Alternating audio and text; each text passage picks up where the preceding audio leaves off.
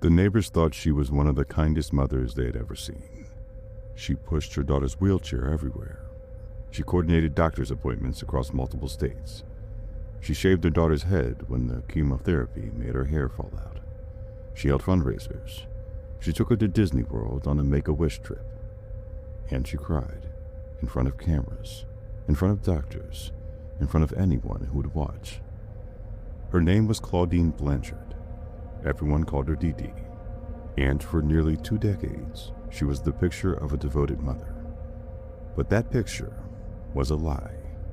I'm Justin Luther, and these are the Karma Case Files. Gypsy Rose Blanchard was born on July 27, 1991, in Golden Meadow, Louisiana. Her parents, Dee Dee and Rod Blanchard, were young. Rod was 17 when they met. Dee Dee was 23. They got married quickly and separated shortly after Gypsy was born. Rod would later say in interviews that he felt something was off about Dee Dee from the very beginning, that she was controlling, that something about the way she talked about Gypsy's health never felt right. But he was young, and he wasn't there. So Dee Dee raised Gypsy alone. And within the first few months of Gypsy's life, Dee Dee told doctors her daughter had stopped breathing in the night. Sleep apnea, she said. Gypsy was an infant. The doctors ran tests. The test came back normal. But Dee Dee kept going back. By the time Gypsy was a toddler, the list had grown. Epilepsy, then muscular dystrophy, then leukemia. By the time she was 8 years old, according to court records, Dee Dee was telling doctors her daughter had cancer, was confined to a wheelchair, needed a feeding tube, required a breathing machine at night. When doctors ran tests that didn't confirm what Dee Dee was claiming, she found new doctors, in new cities, with new medical records. This is one of the most documented patterns in cases involving what medical professionals call factitious disorder imposed on another, sometimes still referred to by its old name, Munchausen syndrome by proxy.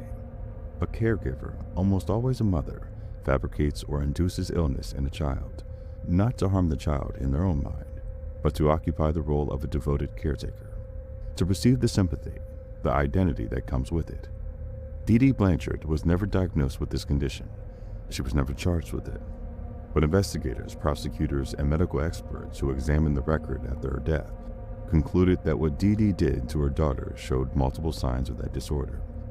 Around 30 medical procedures, that is the number Gypsy Rose later described in her memoir, surgeries on her eyes, surgeries on her legs, the removal of her salivary glands, a feeding tube inserted in her stomach, and eventually, when her teeth began to decay, possibly from the medications or possibly from the missing glands, her teeth were pulled.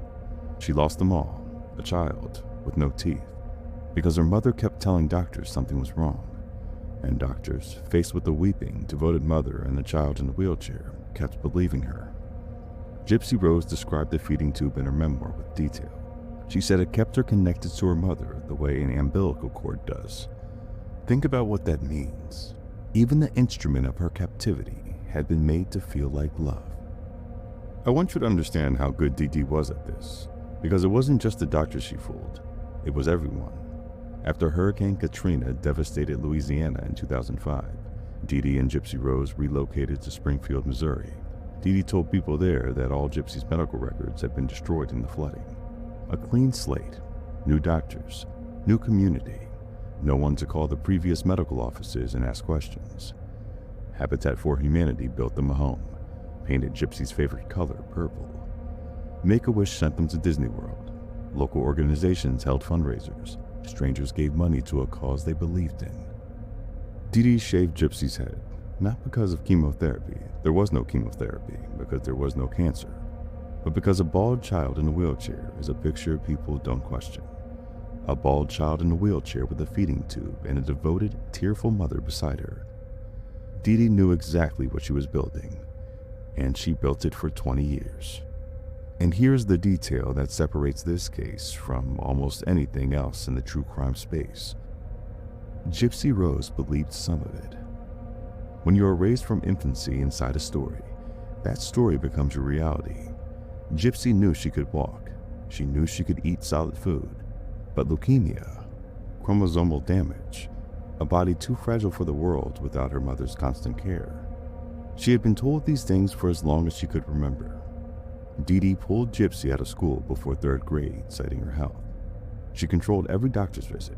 She spoke for Gypsy in every examination room. And when Gypsy asked questions about why she didn't feel sick, about why she could walk when no one was watching, Dee Dee had answers, loving ones, frightening ones, whatever the moment required. By the time Gypsy reached her late teens, she started questioning things. She started questioning the details of the story, the way her body felt versus the way it was described, the tests that never seemed to confirm what her mother said, the fact that she could do things in private that she was told she couldn't do. And then she started browsing the internet. Online, in spaces where her mother wasn't watching, Gypsy Rose found something she had never had before, a version of herself that wasn't a patient. In 2012, Gypsy met a man named Nicholas Godejohn. Her family would later say he had been diagnosed with autism spectrum disorder. He was not a stable person. But Gypsy Rose was 20 years old, though according to court testimony, Dee Dee had falsified her birth year and presented her to the world as several years younger than she actually was. She had never had a relationship, never been to a school dance, never been allowed to simply be a young woman.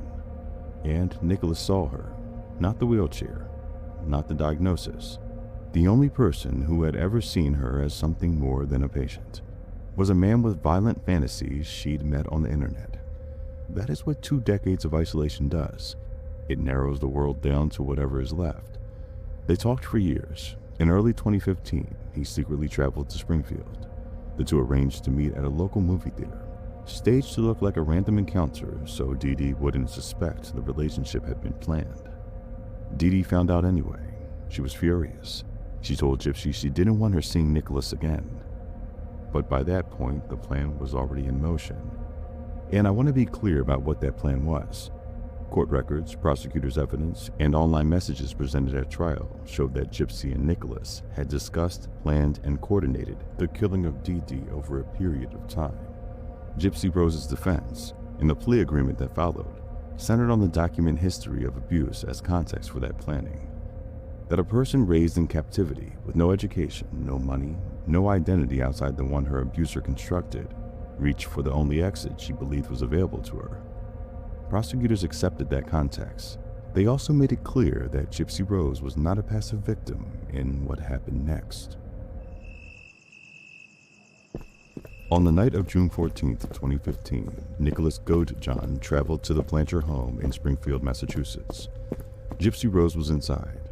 According to court testimony and her own account, she went into the bathroom, and she waited. She said she didn't want to see what was about to happen. Nicholas entered Dee Dee's bedroom. He stabbed her 17 times. After the murder, Gypsy and Nicholas fled to his home in Wisconsin. But before she left, Gypsy Rose posted on her mother's Facebook page. She wrote that Dee Dee was dead. She later said she couldn't stand the thought of her mother lying there undiscovered. She wanted her found. She wanted her to have a proper burial. That post on the account of a woman the community thought was alive got attention fast. Friends called for a welfare check.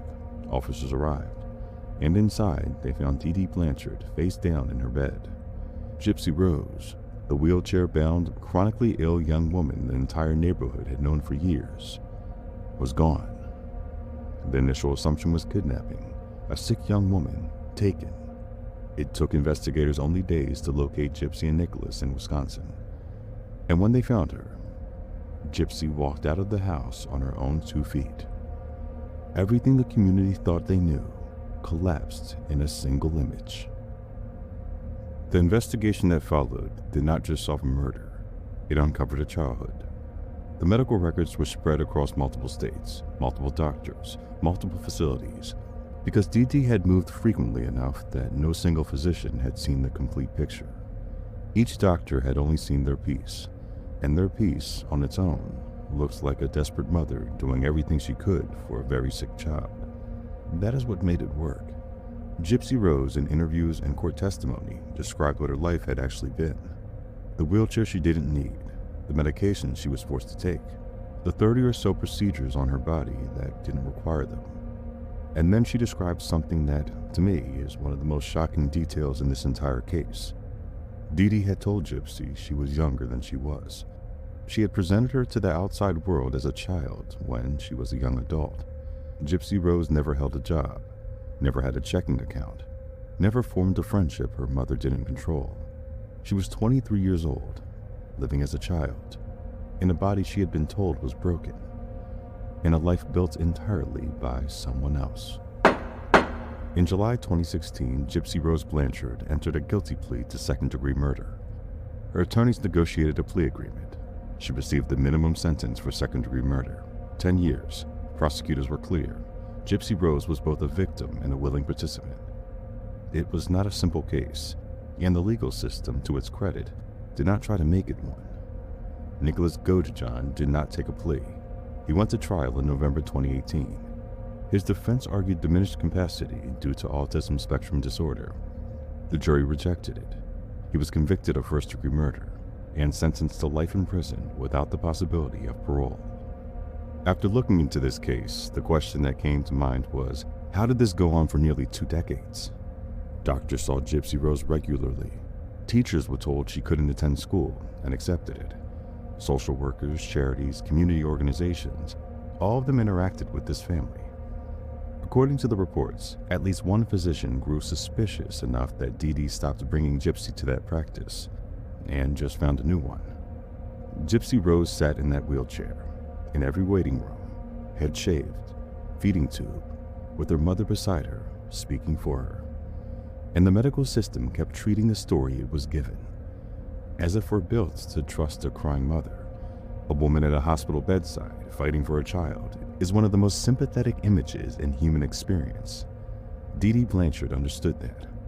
No single person had the full picture. Dee Dee made sure of that, and the child in the wheelchair couldn't tell them, because she had been trained from before she could speak that her mother was the only one that knew what was wrong with her. This is Karma Case File number 14. For 23 years, Dee Dee Blanchard controlled everything. The diagnoses, the surgeries, the wheelchair, who her daughter was allowed to be. There was never a trial for Dee Dee, no courtroom, no cross-examination. She died before she could answer for any of it. But there was one thing she could never control, the ending. The daughter she spent 23 years teaching to live inside a lie is now the only person left who can tell the truth. Dee Dee spent her life writing a story about a girl who couldn't walk, couldn't think, couldn't survive without her mother. That story survived. Its author didn't. And that's the karma in this case. I'm Justin Luther, and these are the Karma Case Files.